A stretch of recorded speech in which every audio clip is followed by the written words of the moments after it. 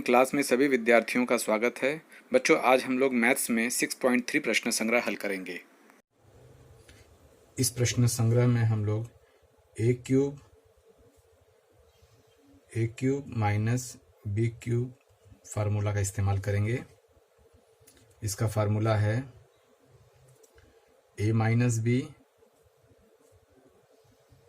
A square plus A B plus B square. इस फार्मूले का उपयोग करके हम इस प्रश्न संग्रह के प्रश्नों को हल करेंगे। इसके पहले के प्रश्न संग्रह में हमने a cube plus b cube बराबर a plus b A square minus a B plus B square यह सूत्र पढ़ा था। 6.3 में सबसे पहला प्रश्न लेंगे y क्यूब माइनस 27।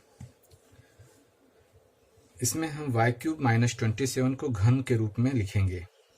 तो y क्यूब को हम लोग y ब्रैकेट में डाल के लिख लेते हैं और 27 का हम घनमूल ज्ञात कर लेते हैं गुणनखंड विधि से। 3 9 27, 3 त्रिका 9, 3 एकम 3 और इस तरह से हमने इसका गुणनखंड ज्ञात कर लिया और इसका घनमूल ज्ञात करेंगे। 3 3 की 3 जोड़ियों को एक बार लिखते हैं, वही 27 का घनमूल होगा। तो यहाँ पर घनमूल 3 लिखेंगे और उसका घात 3 लगा देंगे। तो इस तरह से y घाते 3 ऋण 27 को हम घन के रूप में इस तरह से लिखते हैं। अब हम देखेंगे कि यह जो स्वरूप है इस सूत्र के स्वरूप के बराबर हो जाता है। अब हम अच्छे से समझने के लिए इस सूत्र को इसके नीचे लिख देते हैं, क्योंकि इसी फॉर्म में आ गया है। A cube minus b cube is equal to a minus B A square plus A B plus B square. इसको हम ब्रैकेट में डाल देते हैं। अब यहाँ पर हमें ध्यान देना है कि हमें ए की जगह y लिखना है, b की जगह 3 लिखना है। तो यहाँ लिख लेते हैं a बराबर y और b बराबर 3।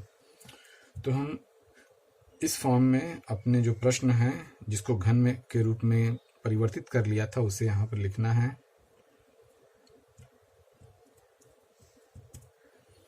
लिखेंगे यहाँ पर y cube minus 3 cube is equal to y minus 3। हम इस रूप में लिख रहे हैं ब्रैकेट में।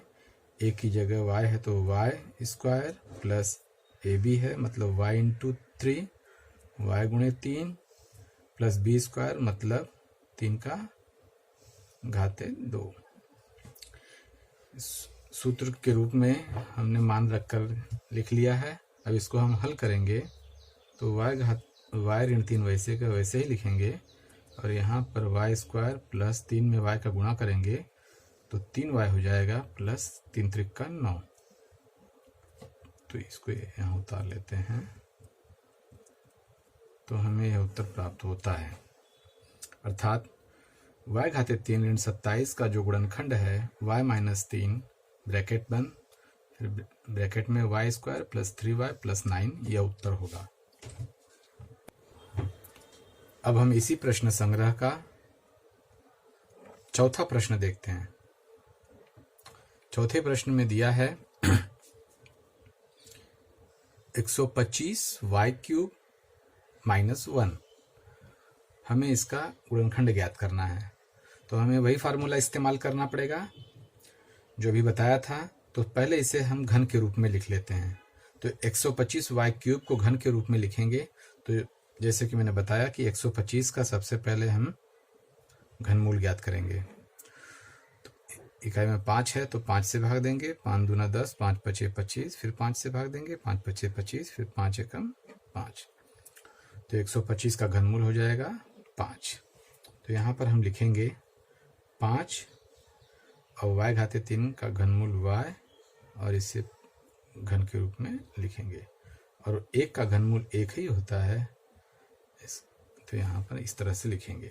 तो हम देखेंगे ये फार्मूला स्वरूप में आ गया। हमारा फार्मूला क्या था इसे हम देख लेते हैं।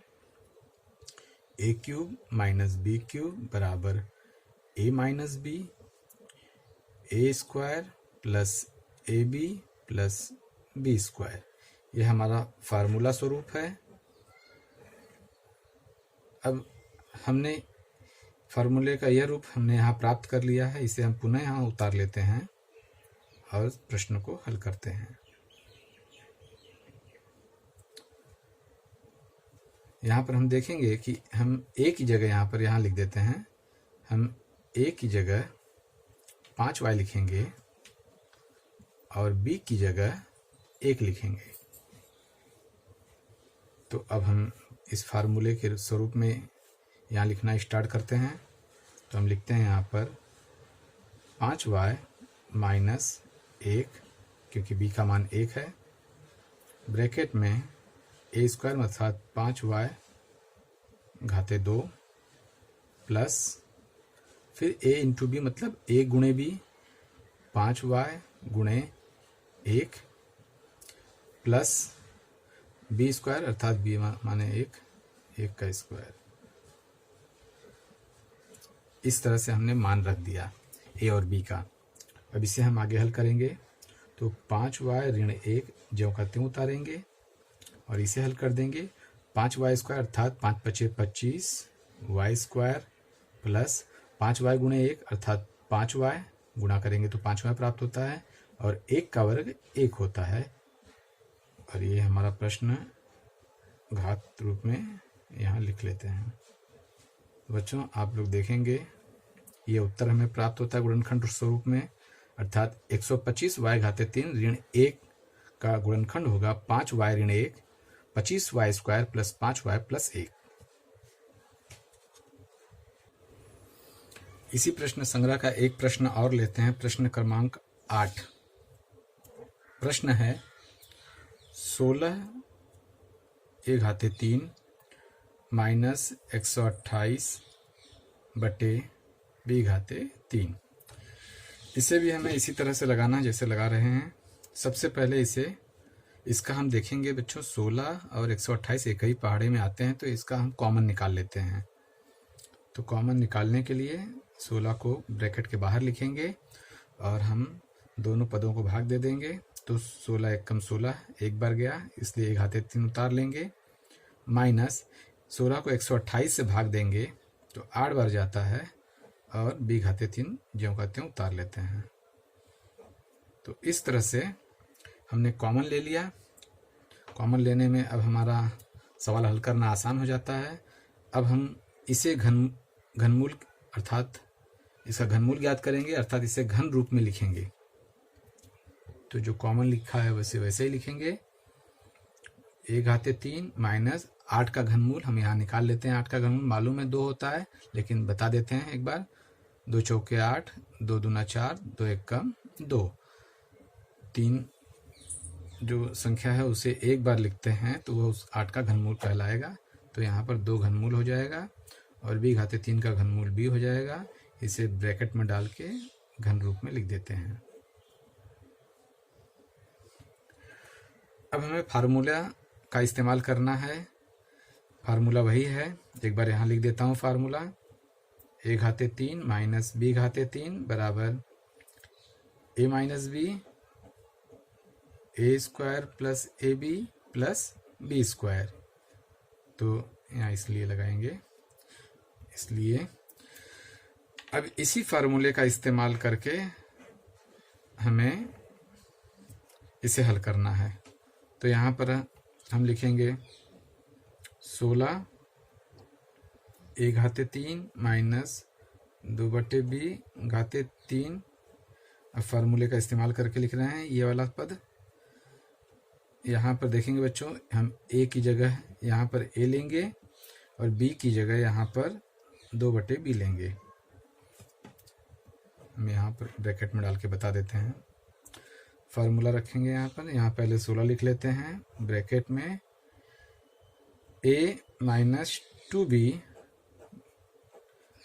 और जैसे कि यहाँ पर फार्मूला में देख रहे हैं a स्क्वायर अर्थात यहाँ पर a का स्क्वायर वही होगा, प्लस ए बी अर्थात a में 2b का गुणा करेंगे, a गुणे 2 बटे b प्लस b स्क्वायर अर्थात 2b का स्क्वायर होगा। ब्रैकेट बंद कर देंगे, बड़ा ब्रैकेट। अब लिखेंगे यहाँ पर 16 a माइनस 2/b, फिर a स्क्वायर, इसका गुणा आपस में कर देंगे तो हो जाएगा a में 2 का गुणा करेंगे 2a हो जाएगा और बटे b हो जाएगा, प्लस इसका वर्ग ज्ञात कर लेंगे, 2 का वर्ग 4 होता है और b का वर्ग b स्क्वायर होता है। तो इस तरह से हमें यह उत्तर गुणनखंड स्वरूप में प्राप्त होता है। इसी प्रकार 6.3 के अन्य प्रश्न हल किए जा सकते हैं। धन्यवाद।